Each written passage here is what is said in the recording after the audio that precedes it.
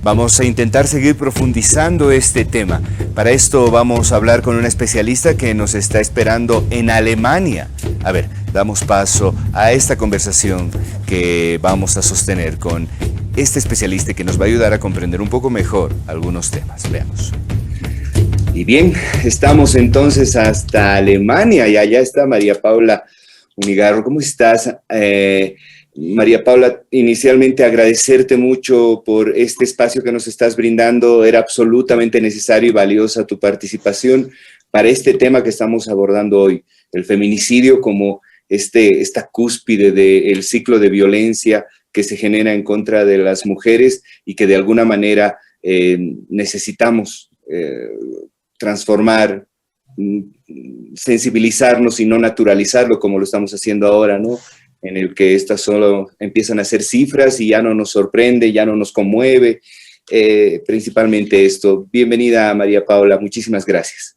No, Ángela, a ustedes muchísimas gracias por la invitación y yo con todo el gusto de participar en esta conversación. A ver, María Paula, ustedes han hecho una investigación en torno a este tema. Si tendrías que compartirnos los principales hallazgos y las principales recomendaciones que salen de este trabajo. Claro, en términos de hallazgos, yo creo que el principal, primero, es el olvido en el cual quedan los niños, niñas y adolescentes huérfanos por feminicidio.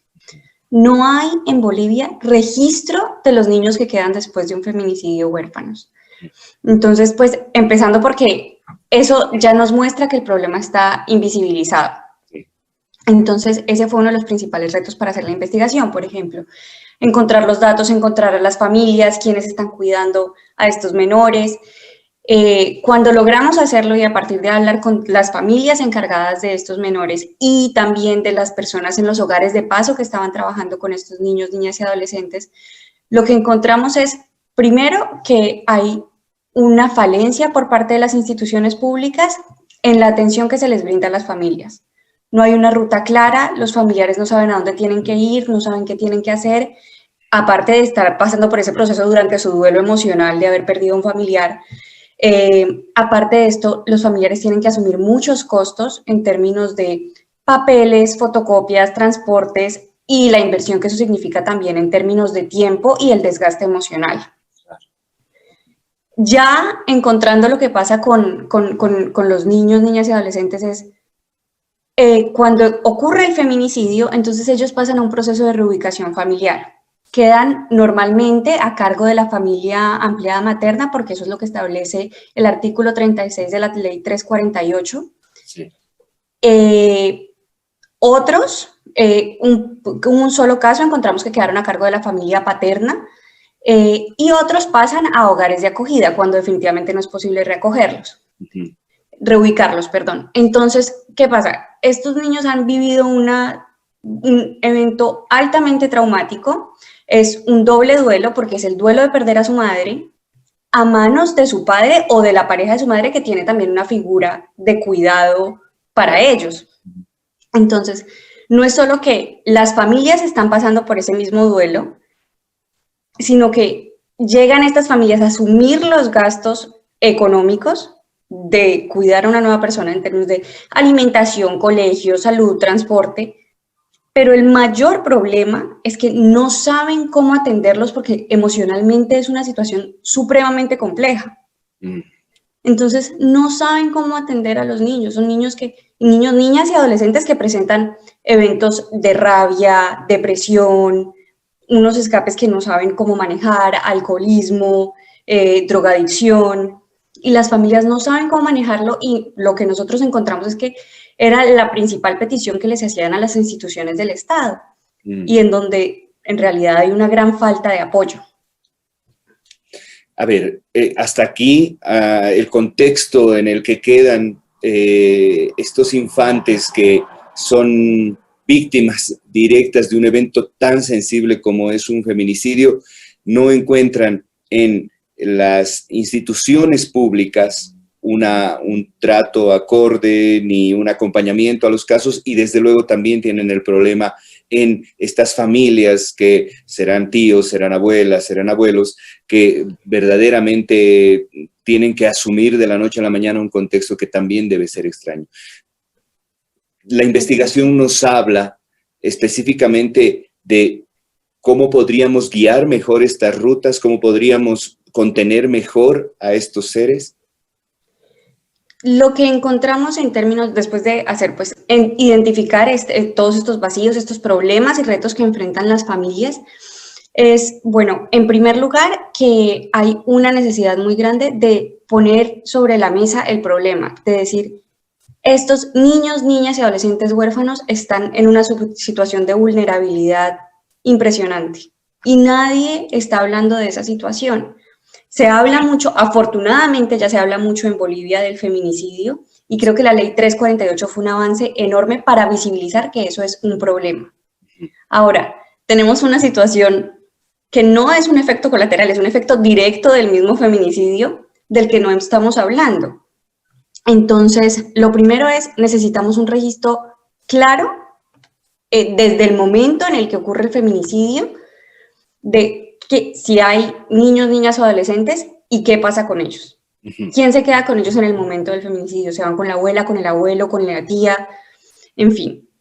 Segundo, tenemos que garantizar que los trámites en todo este proceso legal que empieza sean más amables con los familiares y con los menores. Es decir, es un proceso muy doloroso. Entonces necesitamos que no los pongan a ir de un lado al otro, a la fiscalía, a la policía, no, rutas mucho más claras y información mucho más claras de qué hacer. Ahora, ya en términos de el trato a los niños, niñas y adolescentes como tal, lo primero y lo básico es, necesitamos garantizar una asistencia económica para su subsistencia. Sí. Alimentación, transporte, educación, salud. Ahora, un componente muy fuerte se necesita en acompañamiento psicológico para ellos, especialmente, pero no solo para ellos, se necesita para las familias que los acogen, porque son familias que están pasando por su propio duelo y ellas mismas necesitan el apoyo para poder superar su duelo y para acompañar a estos niños, niñas y adolescentes que quedan en una situación supremamente vulnerable. Pero también se necesita un acompañamiento psicológico para el autor del feminicidio, porque bien o mal es una persona que representa una figura de cuidado para estos niños que quedan huérfanos. Entonces, eso se necesita. Encontramos también que una medida que normalmente suele como desconocerse, pero que puede ser muy importante, es darles mucho más acceso a actividades de deporte, cultura, recreación, porque no es solo que vayan al colegio y aprendan matemáticas, lenguas, necesitan buscar otras herramientas terapéuticas para poder ellos desarrollarse como personas y para tener un espacio diferente. Claro, nichos sociales de construcción en los que pueda restablecerme como individuo, ¿no? Esto es claro. María Paula, hoy estamos hablando y haciendo énfasis en este hecho que desde luego afecta de manera tan sensible a niñas y niños, pero has tocado un tema y esto sí me gustaría que nos ayudes a ampliar, y es el hecho de el rol del victimador, el cómo tenemos como sociedad, como Estado, abordar este tema, cómo podemos conseguir que la brecha esta se acorte, incidiendo también en el comportamiento de los hombres, cómo se genera una restauración integral de esta problemática, también involucrando a los hombres en este tema.